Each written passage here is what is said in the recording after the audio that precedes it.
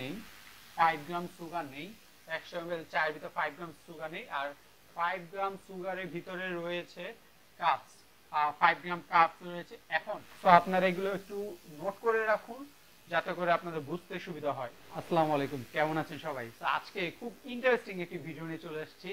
বিশেষ করে যারা চা খায় বা চা খোর, অনেকেই আমাকে কোশ্চেন করছে, ভাই চা খেলে কি মোটা হয়ে যাব, বা চা খেলে কি ক্ষতি আছে? জিম করছেন, ওয়েট লস করতে চাচ্ছেন, অনেকেই আমাকে কোশ্চেন করে থাকেন, ভাই চা খেলে কি ওয়েট গেইন করবে কিনা বা ওয়েট লস করতে কোনো প্রবলেম হবে কিনা। সেই সম্পর্কে আপনাদেরকে আজকে বিস্তারিত জানাবো। So let's go.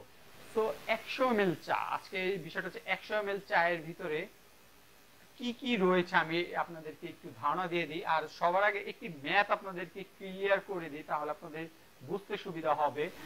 আমরা জানি মূলত, হ্যাঁ আমরা জানি 1 গ্রাম প্রোটিনে 4 ক্যালোরি থাকে। হ্যাঁ, আমরা জানি 1 গ্রাম প্রোটিনে 4 ক্যালোরি থাকে, 1 গ্রাম কার্বসে আপনার 4 ক্যালোরি থাকে, 1 গ্রাম ফ্যাটসে 9 ক্যালোরি থাকে। সো টোটাল এখানে হচ্ছে আপনার 17 ক্যালোরি, 17 ক্যালোরি কিন্তু টোটাল হয়ে যাচ্ছে।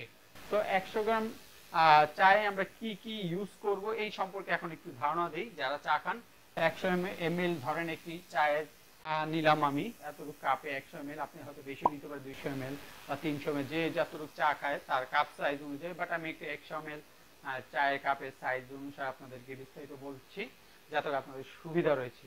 আমরা জানি ওয়াটারের ভিতরে, পানির ভিতরে কিন্তু মূলত 0 ক্যালোরি, 0 ক্যালোরি রয়েছে, কোনো ক্যালোরি নেই। আর অনেকেই স্পাইসি খেয়ে থাকেন, চায়ের ভিতরে মাসালা টি বা আদা বা সামথিং আরো অনেক কিছু খেয়ে থাকেন, মাসালা টি। তো এখানে রয়েছে স্পাইসি, আপনারা দেখেন স্পাইসি কিন্তু 0 ক্যালোরি। হ্যাঁ, 0 ক্যালোরি রয়েছে। টি এর ভিতরে কি আছে? টি এর ভিতরে কিন্তু কোনো ক্যালোরি নেই, 0 ক্যালোরি। আপনারা দেখতে পাচ্ছেন টি এর ভিতরে কিন্তু কোনো ক্যালোরি নেই, 0 ক্যালোরি। তো আপনারা এগুলো একটু নোট করে রাখুন যাতে করে আপনাদের বুঝতে সুবিধা হয়। তো আমরা এখন জানবো সুগারের ভিতরে কত গ্রাম কি রয়েছে।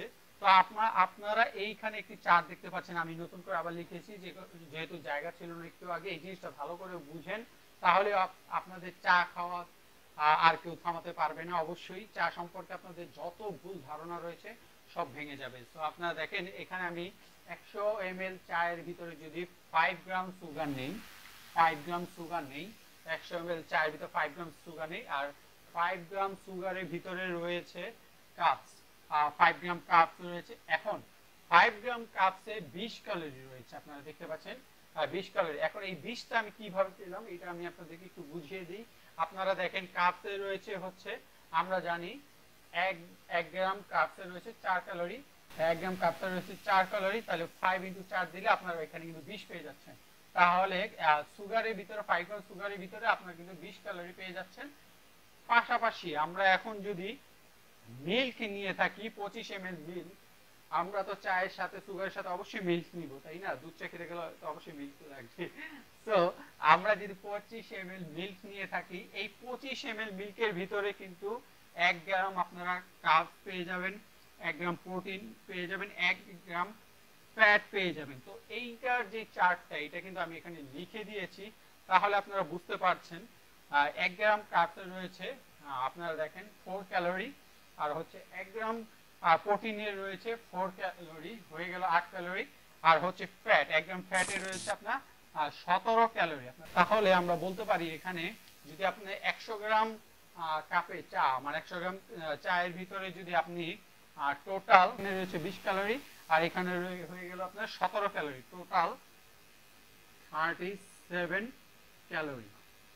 তো আমরা যদি 100 গ্রাম চায়ের ভিতরে, 100 গ্রাম চায়ের ভিতরে এই ক্যালোরিটা 37 ক্যালোরি পেয়ে থাকি, তাহলে আপনি এখানে কোনো একটা কোশ্চেন জাগতে পারে, এখানে একটি কোশ্চেন জাগতে পারে যে তাহলে 37 ক্যালোরি খেলে কি আমরা মোটা হয়ে যাব কিনা। এখন দেখেন আপনি যদি এখানে 37 ক্যালোরিটা যদি আপনি এখানে বাড়াতে চান, দেখেন এক কাপে 100 গ্রাম, এক কাপের ভিতরে যদি 37 ক্যালোরি হয়, এখন এটা যদি আপনি বাড়াতে চান, ধরেন এখানে আপনি সুগার নিয়েছেন 5 গ্রাম, তো এখানে আমি সুগারটা যে 5 গ্রামের জায়গায় আমি 10 গ্রাম দিয়ে দিই, 10 গ্রাম দিয়ে দিই, তাহলে আরো 20 ক্যালোরি হয়ে যাবে, তাহলে হয়ে যাবে 37, তো 57 হয়ে যাবে, 57 7 ক্যালোরি এখানে আপনারা দেখতে পাচ্ছেন।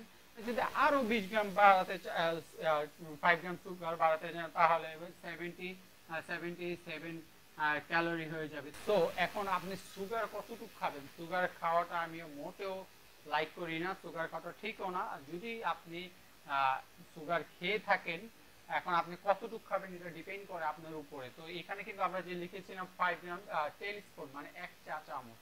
হ্যাঁ, এটা হচ্ছে 1 চা চামচ। এখন চা চামচটা কিন্তু আপনি ছোট হতে পারে, বড় হতে পারে, এটা কিন্তু ডিপেন্ড করে আপনি কোন ধরনের চা চামচ দিয়ে খাচ্ছেন। তো আমরা যেহেতু জাস্ট আপনাদের বোঝানোর জন্য কিন্তু এখানে 5 গ্রাম লিখেছিলাম। তো এখানে যদি আপনারা ধরেন 37 ক্যালোরি চলে আসে, আসলে এটা কিন্তু ক্ষতি কিনা। হ্যাঁ, এখন এটা বুঝবো কিভাবে যে এটা কি ক্ষতি কিনা আমাদের জন্য। দেখেন, আপনি যদি কোনো ওয়ার্কআউট না করেন, আপনার শরীরের থেকে যদি ক্যালোরি বার্ন না করেন, সেক্ষেত্রে কিন্তু অবশ্যই আপনার আস্তে আস্তে শরীরে কিন্তু ফ্যাট জমবে। তো আপনারা বুঝতেই পারছেন 100 ml চায়ের ভিতরে কত ক্যালোরি মাত্র। তো আপনি যদি ডেইলি 2 কাপ চা খান, এইটা আপনার ওয়েট লসের জন্য কোনো ক্ষতি করবে? নো, কোনো ক্ষতি করবে না। আপনি যদি ওয়েট গেইন করতে চান, সেক্ষেত্রে কি আপনার কোনো ক্ষতি করবে? নো, সেক্ষেত্রে কিন্তু আপনার কোনো ক্ষতি করবে না। সো আপনি যদি একটু পরিশ্রম করেন, সেক্ষেত্রে আপনি প্রত্যেকদিন 2 কাপ 3 কাপ চা অনায়াসেই খেতে পারেন। এইটা আপনার কোনো সাইড এফেক্ট করবে না। তো আজকের ভিডিওটা ছিল মূলত চা নিয়ে। যারা বিশেষ করে চা লাইক করেন, বাংলাদেশে এমন কোনো মানুষ নেই যে চা লাইক করে না, রং চা, দুধ চা, এমন কোনো মানুষ নেই। তো এই ভিডিওটা মোস্ট ইম্পর্টেন্ট একটি ভিডিও। তো ভিডিওটা যদি ভালো লাগে, আপনার চা খোর বন্ধু থেকে শুরু করে রিলেটিভে যারা রয়েছে চা নিয়ে যাদের ভুল ধারণা রয়েছে, সবাইকে শেয়ার করে দেন। আর এই ভিডিওটা নোট করে নেবেন যাতে করে আপনাদের সুবিধা হয়। তো আজকে ভিডিওটা যদি ভালো লাগে থাকে, অবশ্যই লাইক শেয়ার দিয়ে পাশে থাকবেন। সবাইকে আসসালামু আলাইকুম।